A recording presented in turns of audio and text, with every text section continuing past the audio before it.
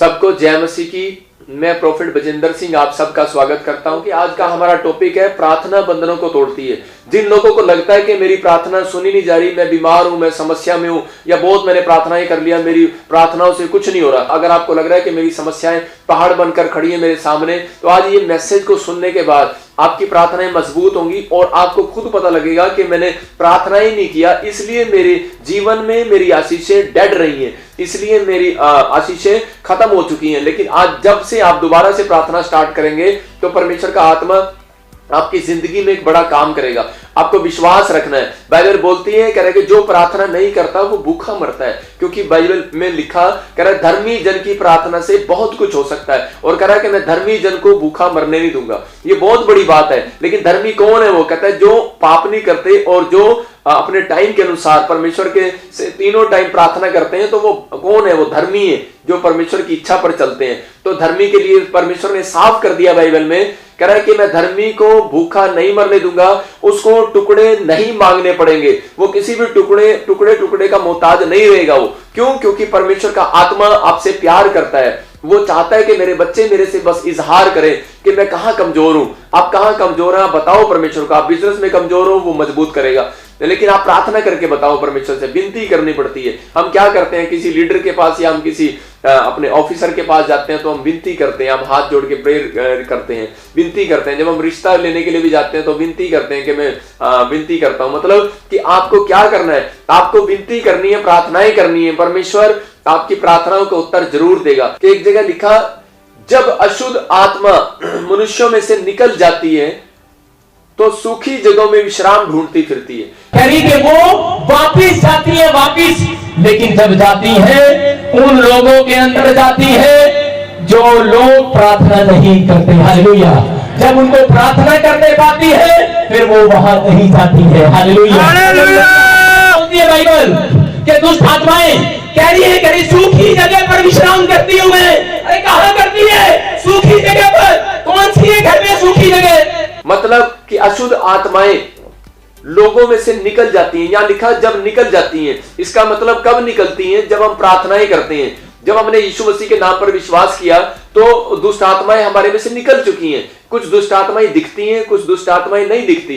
कुछ दुष्ट आत्माएं खेल खिलाती हैं लोगों को, लेकिन कुछ दुष्ट आत्माएं होती हैं कि वो आसपास बैठी होती हैं और पता नहीं लगता इंसान को। कर्जा डालने वाली, बीमारी डालने वाली, झगड़ा कराने वाली, गुस्सा कराने वाली दुष्ट आत्माएं, शराब पिलाने, नशा कराने वाली। तो ये दुष्ट आत्माओं से बचने के लिए यीशु मसीह पर विश्वास करना पड़ता है। जब हम यीशु मसीह पर विश्वास करते हैं और विश्वास करने के बाद यहाँ बाइबल क्या बोलती है कि जब दुष्ट आत्माएं मनुष्यों में से निकल जाती हैं, इसका मतलब कि जब आपने यीशु मसीह पर विश्वास किया तो दुष्ट आत्माएं निकल गई, क्योंकि उनको पता लग गया कि अब ये उसकी आज्ञाओं का पालन करेंगे और ये डिसिप्लिन में चलेंगे। सबसे बड़ा कंपलसरी चीज क्या है यीशु मसीह में आने के बाद? प्रार्थना। अगर आप प्रेयर करते हैं तो दुष्ट आत्माओं का वास आपके घर में नहीं रहेगा, अगर बिजनेस में नहीं रहेगा। अगर आप प्रार्थना नहीं करते तो इसका मतलब यह है कि परमेश्वर वहां कुछ नहीं कर सकता। लेकिन आपको प्रार्थना करना ही करना है, क्योंकि यहां पर साफ कर दिया बाइबल ने लिखा, तो सूखी जगहों में विश्राम ढूंढती फिरती है। तो वो निकल के कहां जाएगी? उसी समय अपने आप को गिला करते हैं, अपने घर को गिला करते हैं, अपने बिजनेस को गिला करते हैं, क्योंकि वो कह रही है उस घर में जाऊंगी जहां सूखा मिलेगा, बिजनेस में जाऊंगी जहां सूखा मिलेगा, उस आदमी में जाऊंगी जो सूखा होगा। वो उन बच्चों को ढूंढती है। बेटे यू आर हील्ड। आदि चक्कर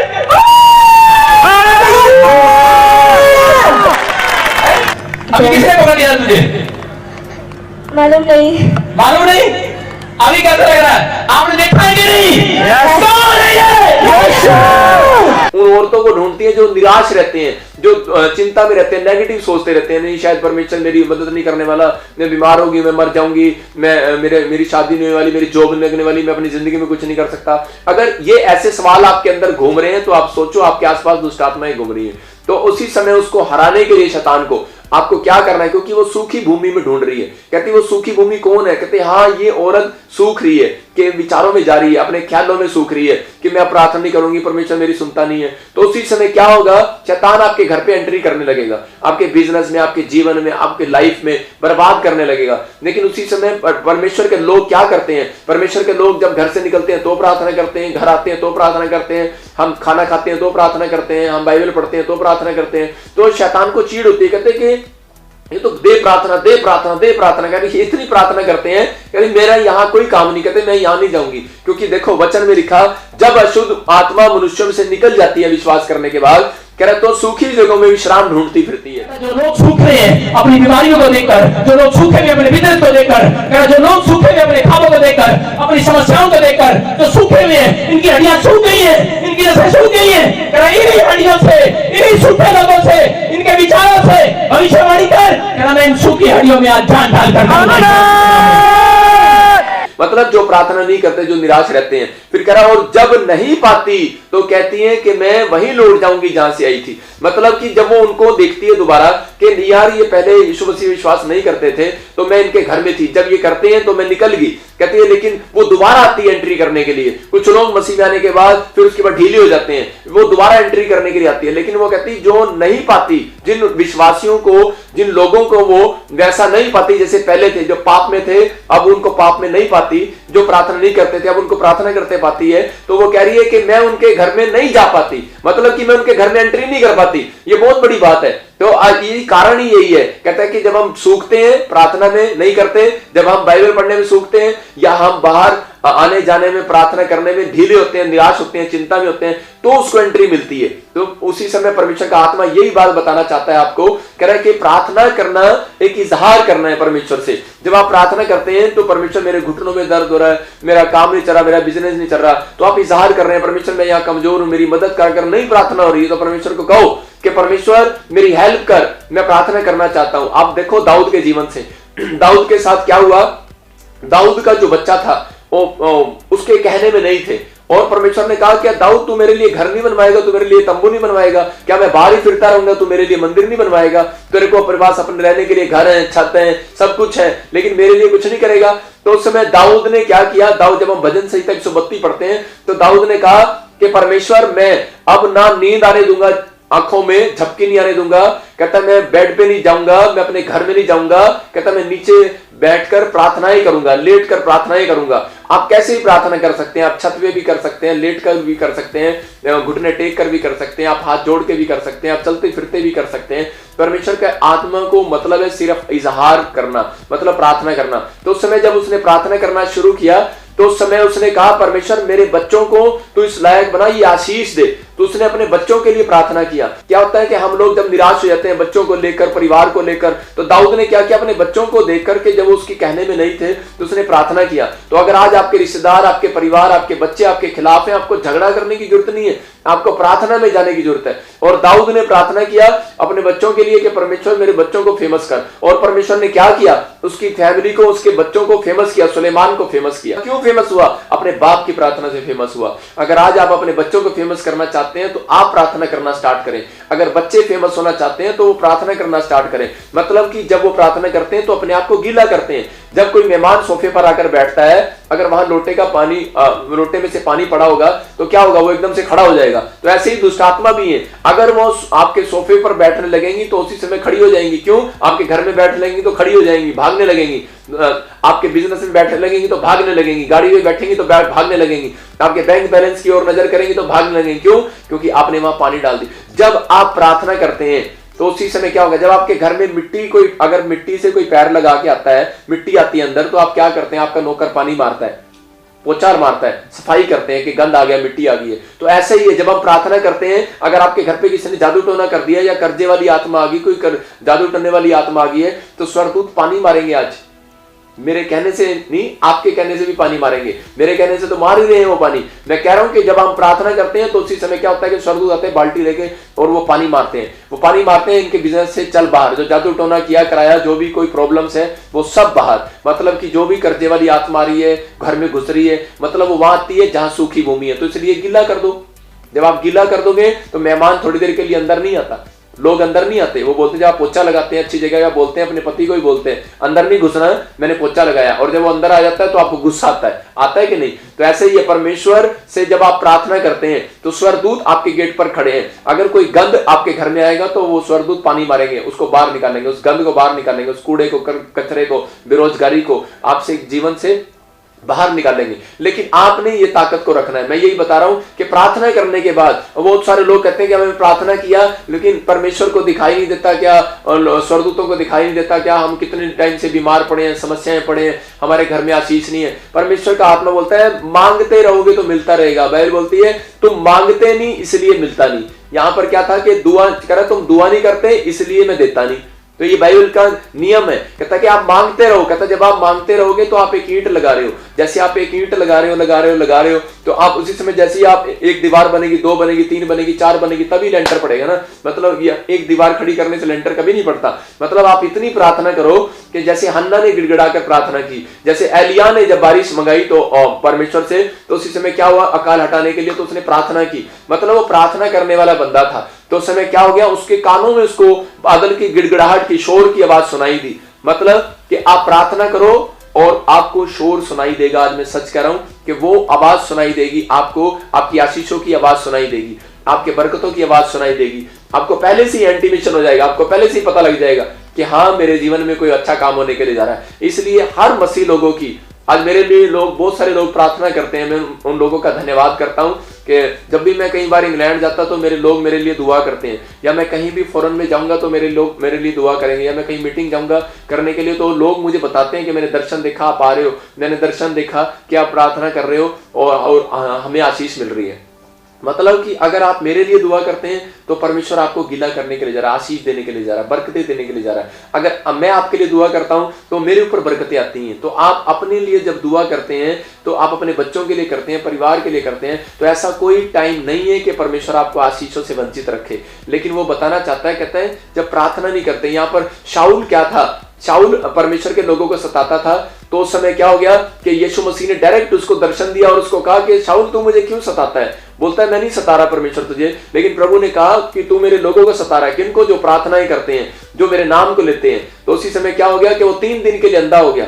जब वो 3 दिन के लिए अंधा हो गया, उसके बाद क्या हुआ कि हन्ना चेले को उसी समय जाकर परमेश्वर ने कहा, कहता है कि जा शाऊल मिलेगा और उसको जाकर कहता है कि प्रार्थना करना और उसके ऊपर हाथ रखना और वो अंधा है और वो देखने लगेगा, उसकी आंखें खुल जाएंगी। मतलब 3 दिन से वो अंधा हो गया था, लेकिन उसको नहीं पता था प्रार्थना की ताकत का। लेकिन जब उसने देखा कि यीशु मसीह के कहने से मैं अंधा हो गया और उसी समय उसने उस ताकत को देखा यीशु मसीह की, और उसने उस दिन से विनती करना शुरू कर दिया। 3 दिन विनती करता रहा, कमरे में बैठा रहा और उसी समय रोता रहा, गिड़गिड़ाता रहा कि परमेश्वर मैंने तेरी ताकत को जान लिया। जो लोग आपकी ताकत को नहीं जानते प्रार्थना करो, जो लोग आपको नहीं जानते आप प्रार्थना करो, जो लोग आपका विरोध करते हैं, कोई बुराई करते हैं, आप प्रार्थना करो। परमेश्वर का आत्मा यही सिखा रहा था शाऊल को, और शाऊल ने देखी ताकत परमेश्वर की और प्रार्थना की ताकत को देखा और उसी समय प्रार्थना करने लगा कि मेरे ऊपर दया कर। और उसी समय परमेश्वर ने क्या किया कि उसी समय हन्ना को कहा चेले को जा, और जो कहता वो चला गया, लेकिन वो कह रहा है कि मुझे गली नहीं दिख रही, वो कहां है, गली कहां है वो। उसी समय परमेश्वर ने कहा वो सीधी गली जा रही है। कहता है कि जो प्रार्थना कर रहा है, उस घर में प्रार्थना कर रहा है, वो सीधी गली जा रही है। तो आज इस बात से समझना, कहता है कि आप भी समझो, प्रेरितों के 9 के 10 को जब हम पढ़ते हैं तो उसमें क्लियर लिखा, कह रहा वो सीधी गली जाती है डायरेक्ट। कहता है जहां प्रार्थना हो रही है, इसका मतलब जहां प्रार्थना होती है जिस घर में, वो स्वर्ग समान है घर। कहता है जब प्रार्थना करते हैं आप तो उसी समय परमेश्वर के स्वर्गदूत आते हैं और वो स्वर्गदूतों को रास्ता दिखाते हैं। कहता है उस घर में सीधे बिल्कुल आपका सीधी गली में स्वर्गदूत खड़े दिखाई देंगे। कहता है उस गली में आपको रास्ता नजर आएगा, आपके बिजनेस का रास्ता नजर आएगा, आपके कर्जा उतारने का रास्ता नजर आएगा, धन का रास्ता नजर आएगा, आपके लिए हर गली खुलेगी। अभी गली बंद लग रही है आपको, लेकिन जब आप प्रार्थना करेंगे, क्यों? क्योंकि क्लियर कर दिया परमेश्वर ने इस वचन में कि वो कह रहा है कि जैसे ही कह रहा है कि जब आप प्रार्थना करेंगे तो ये गली सीधी जाएगी। कहता है सीधी जाएगी बिल्कुल। कहता है कहां? कहता है उस घर में जा, चंगाई का घर है। कहता है कि उस घर में जा और सीधा चंगाई देकर आ। अगर आज तक चंगाई नहीं मिली तो प्रार्थना करो, आपकी गली सीधी होने वाली है। स्वर्गदूतों के लिए आप गली टेढ़ी ना करो, वो आते हैं रोज। जब आप प्रार्थना करते हैं, मुंह खोलते हैं, लेकिन आप ढीले हो जाते हैं, सूख जाते हैं, तो शैतान आ जाता है। लेकिन यहाँ पर स्वर्गदूत आए हुए और उसी समय वो कह रहा है कि आप गली नहीं दिख रही, टेढ़ा ना करो। कहता है एक दिन प्रार्थना करी, एक टाइम करी, मम्मी सवेरे कर ली थी, शाम को नहीं करनी प्रार्थना, मैंने सवेरे कर तो ली, मैंने एक बार बाइबल पढ़ तो लिया, शाम को नहीं करनी, तो उसी समय क्या होगा, गली टेढ़ी हो जाएगी। मतलब आपके लिए चंगाई की सीधी गली बनने वाली है, धन के लिए सीधी गली बनने वाली है। वो स्वर्गदूत रास्ता खोलने वाले हैं आपके लिए, वो गेट फाटक खुलने वाले हैं आपके लिए। कभी फाटक बंद नहीं किए जाएंगे आशीषों के, लेकिन कब? जब आप प्रार्थना ही करेंगे। तो ये परमेश्वर है। आप मतलब कि अपनी गली को बंद ना कराओ। और यहाँ पर क्या हो गया, शाऊल ने प्रार्थना करके उसी समय अपनी गली को खुलवाया। मतलब उसी समय उसने सिर पर हाथ रखे और स्वर्गदूत ने उसको चंगाई को दिया यीशु मसीह के कहने से, वह अन्य चेले के द्वारा। क्यों? क्योंकि परमेश्वर ने अनुग्रह किया। कहता है जब तक प्रार्थना नहीं करेगा तब तक कोई काम नहीं खुलेगा। इसलिए कंपलसरी है मसीह लोगों के लिए क्या प्रार्थना करो, 3 टाइम प्रार्थना करो। दानियल ने 3 टाइम प्रार्थना किया, परमेश्वर ने अद्भुत काम किया। अगर आप प्रार्थना करना क्या है, आप कार में जाते हो, कार लेने के लिए जाते हो, उसमें जब नई गाड़ी लेने के जाते हो शोरूम में, तो आपको चाबी देते हैं कि आपको लगानी है, आपको स्टार्ट करनी है, आपको घर जाना है, हम नहीं छोड़ के आएंगे, आपको क्या करना है, स्टार्ट करनी है। कहता है मैं आज आपको चाबी दे रहा हूं प्रार्थना की। कहता है कि आप स्टार्ट करो, आपका इंजन स्टार्ट होने वाला है। चाबी लगाते हैं, कार का इंजन स्टार्ट होता है। आपका जोन सा इंजन बंद पड़ा है, आज स्टार्ट होने वाला है यीशु मसीह के नाम में। अगर आप प्रार्थना करोगे, आपकी फैक्ट्री का इंजन बंद है, स्टार्ट करो। आपकी पढ़ाई का इंजन बंद है, स्टार्ट करो। कहता है कि आपकी बीमारी का, आपकी चंगाई का इंजन बंद है, कहता है कि लीवर बंद है, ये लीवर का इंजन काम नहीं कर रहा है, कहता है स्टार्ट करो, प्रार्थना करो, इंजन स्टार्ट होने वाला है। मतलब कि परमेश्वर आपकी जिंदगी में बड़े बड़े काम करने के लिए जा रहा है। प्रार्थना करने के बाद अद्भुत काम होने के जा रहे हैं, अद्भुत। आप देखोगे अपनी लाइफ में कि परमेश्वर ने अद्भुत काम किए हैं। तो मैं यही बता रहा हूं कि मिस्र से जो था कनान देश जाने का सफर 11 किलोमीटर का था, सिर्फ 11 किलोमीटर। और उस समय लेकिन क्या हो गया, टेढ़े कैसे हो गए रास्ते, वो 40 साल लग गए। मतलब प्रार्थना करते थे ढीले हो जाते थे, प्रार्थना करते थे ढीले हो जाते थे, मांगते थे ढीले हो जाते थे। हम प्रार्थना करते ढीले। रूटीन में बनाओ कि 3 टाइम हमें प्रार्थना ही करनी है, मुझे अपनी प्रार्थना करनी है, मुझे पहाड़ पर चढ़ना है, मुझे छत पर चढ़ना है, मुझे किचन में जाना है, मुझे कहीं भी जाना है, बाहर जाना है, बेड पर जाना है। दाऊद की तरह वो बिस्तर पर लेटे लेटे रात को लेटे हुए प्रार्थना करता था। मैं ये नहीं कह रहा हूं कि आप लेटे हुए प्रार्थना करते रहो, आलसीपन नहीं करना। कहता है कि वो कहता है कि रात को भी बिछोने पर जाने से पहले, बिस्तर पर जाने से पहले कहता है प्रार्थना करके सोता है। मतलब आप छोटी छोटी चीजों में अगर परमेश्वर को स्थान देंगे, पवित्र आत्मा को बुलाएंगे, तो आपके घर में मतलब ही नहीं पैदा हो सकता कि आपके घर में कोई अशांति और क्लेश आए और आप मतलब कि प्रॉब्लम्स में जाएं। प्रॉब्लम्स कब आई पतरस के जीवन में? जब वो प्रार्थना में कमजोर हुआ। तो मेरे कहने का मकसद है कि परीक्षा में कब गिरा वो आदमी? परीक्षा में जब गिरता है, जब वो प्रार्थना में कमजोर होता है। तो आज का हमारा एपिसोड यही है कि आप जब प्रार्थना करेंगे तो परमेश्वर आपकी जिंदगियों में बड़े बड़े काम करेगा। अगर कोई भूमि सूखी हुई है तो उसी समय हटा दो। अगर आपको लग रहा है कि मेरी दुष्ट आत्मा नहीं जा रही, बीमारी नहीं जा रही, कर्जा नहीं जा रहा, तो मैं आपको बता रहा हूं कि एक वचन जब हम पढ़ते हैं, मरकुस के 9:29 में पढ़ते हैं जब हम, तो उसमें क्या लिखा? उसमें लिखा कि ऐसी दुष्ट आत्माएं, ऐसी जाति बिना प्रार्थना के नहीं जाती, किसी और उपाय के नहीं जाती। क्लियर कर दिया। कहता है कि कोई उपाय है ही नहीं। आप उपाय ढूंढते हैं, मैं घी चढ़ाऊं, सामग्री चढ़ाऊं, छोले चढ़ाऊं, मैं पैसा चढ़ाऊं, कहता कोई उपाय है ही नहीं। कहता है जब आप यीशु मसीह के नाम से प्रार्थना करेंगे, परमेश्वर का आत्मा कहता है यही उपाय है। एक विनती करेंगे, कहता है उसके बाद आपका सब कुछ चंगा होने के लिए जा रहा है। आपके ऊपर हर एक बंधन टूटने के लिए जा रहा है। जो भी प्रॉब्लम्स हैं, हर बीमारी से आप आजाद होने के लिए जा रहे हो। ये परमेश्वर की आशीष है, मैं आपको बता रहा हूं। लेकिन आपको ये भाग चुनना है। कैसे? मरियम ने क्या किया, मार्था ने क्या किया? मार्था ने आटे गूंदने के भाग को चुना, सेवा को, लेकिन मरियम ने प्रार्थना करने के भाग को चुना, बाइबल पढ़ने के भाग को चुना। और परमेश्वर ने क्या किया? बेस्ट किसको कहा? कहता है कि उस खाने बनाने को बेस्ट को नहीं कहा, कहता है कोई पानी देने को बेस्ट को नहीं कहा काम को, कहता है कि प्रार्थना करने के और वचन पढ़ने के काम को बेस्ट कहा। कि क्लियर लिखा कि उसमें कि उसने उत्तम भाग को चुना। तो आप उत्तम भाग को चुने, ये बेस्ट काम को चुने, तो परमेश्वर आपको बेस्ट बनाएगा, सुपर बेस्ट बनाएगा। आप बेस्ट बनने के लिए जा रहे हैं। मैं प्रोफेसी करता हूं उन लोगों के लिए कि जो लोग आज से प्रार्थना करना स्टार्ट कर रहे हैं, वो अपने बिजनेस में बेस्ट होने के लिए जा रहे हैं, अपने घर में बेस्ट होने के लिए जा रहे हैं, वो एक बेस्ट काम करने के लिए जा रहे हैं। परमेश्वर का आत्मा उनको बेस्ट बनाने के लिए जा रहा है। आपको बेस्ट प्राइज मिलने के लिए जा रहा है यीशु मसीह के सामर्थी नाम में। परमेश्वर आपको बहुत बरकतें दे। मेरे जीवन की गवाहियां हैं बहुत बड़ी बड़ी कि प्रार्थना करने के बाद बंधन टूटे। एक बहन आई और उसने कहा कि मेरा जमीन मेरी किसी ने दबा ली है और मेरा भाई मुझे जमीन नहीं दे रहा। मैंने उसके लिए प्रार्थना किया, उपवास किया, प्रार्थना किया, रो रो कर दुआएं किया उसके लिए, क्योंकि वो बड़ी तंग थी, लेकिन मुझे नहीं पता।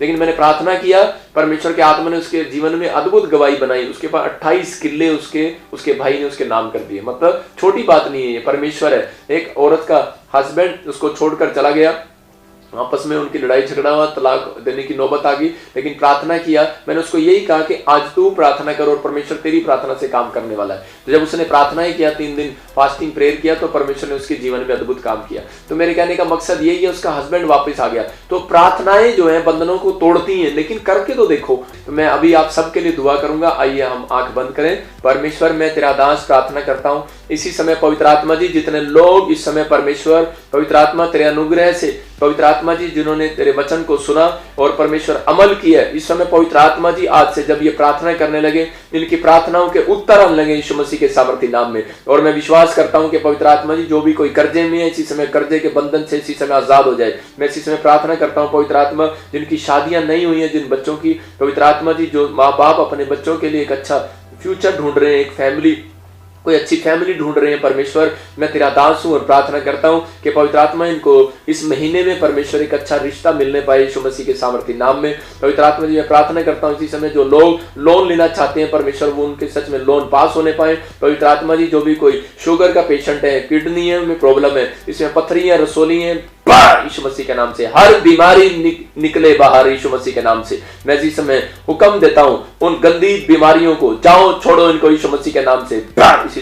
इसी समय आदेश करता हूं निकल जाओ इसी समय। हर एक कर्जा डालने वाली गंदी आत्माओं निकल जाओ यीशु मसीह के नाम से। इसी समय मेरे हाथ के ऊपर से एक अनॉइंटिंग आ रही है, रिसीव करें आप और इसी समय आप आजाद हो रहे हैं। इसी समय खाया पिलाया बाहर जो दुष्ट आत्मा से प्रॉब्लम में है, इसी समय दुष्ट आत्माएं छोड़े जाए यीशु मसीह के नाम से। ये सूखा स्थान नहीं है, अब ये गीला हो चुका है यीशु मसीह के नाम में। और इसी समय इनकी हड्डियों के ऊपर से शराब को तोड़ता हूं, इसी समय हड्डियों के ऊपर से शराब को तोड़ता हूं यीशु मसीह के नाम से। मैं इसी समय प्रार्थना करता हूं कि परमेश्वर ये लोग जो इसी समय कोई बीमार है तो इसी समय चंगा होने पाए यीशु मसीह के नाम में। पथरियां बाहर, रसोलियां बाहर, इस समय गिल्टियां बाहर, इसी समय टाइफाइड, हैजा, इसी समय कैंसर की प्रॉब्लम बाहर यीशु के नाम से। इसी समय हर गंदी आत्माएं छोड़े बाहर यीशु के नाम से।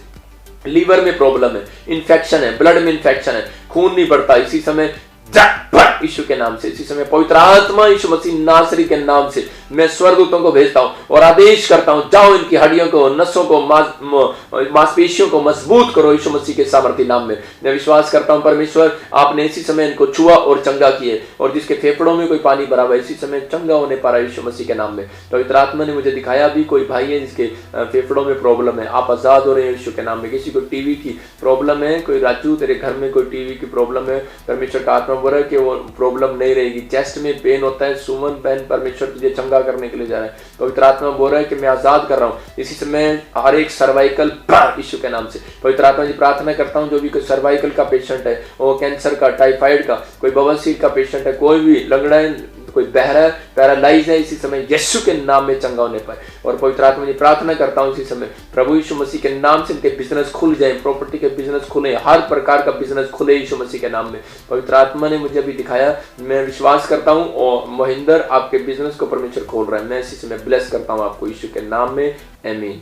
मैंने अभी प्रार्थना किया, आत्मा ने मुझे दिखाया, अभी प्रार्थनाओं में मैंने देखा कि बहुत सारे लोगों के बिजनेस खुल रहे हैं। कोई भी अगर आपकी प्रेयर रिक्वेस्ट है आप वहां भी बता सकते हैं, ये प्रेयर लाइन नंबर आप देख रहे हैं। परमेश्वर आपको आशीष दे। मैं आपको बताना चाहता हूं कि हम दोनों जगह पर एक साथ चर्च बना रहे हैं, कुछ जगह की हम बिल्डिंग की तैयारी कर रहे हैं, तो बहुत ब्लेसिंग की जरूरत है हमें। परमेश्वर के अनुग्रह के लिए आप हमारे लिए प्रार्थना करें कि परमेश्वर हमारे लिए इंतजाम करे। और जो भी कोई इस मिनिस्ट्री में बीज बोना चाहते हैं परमेश्वर उन सबको बहुत बढ़ाएगा। ये मेरी दिल से दुआ है उनके लिए, परमेश्वर उनके कामों को खोले और आपकी हर रिपोर्ट नॉर्मल आए। आप इस प्रेयर नए नंबर पर संपर्क कर सकते हैं। कोई भी बर्थडे की प्रेयर कराना चाहते हैं तो आप इस प्रेयर लाइन नंबर पर आप रजिस्ट्रेशन करा सकते हैं। आपकी प्रार्थनाएं रंग लेकर आने वाली है।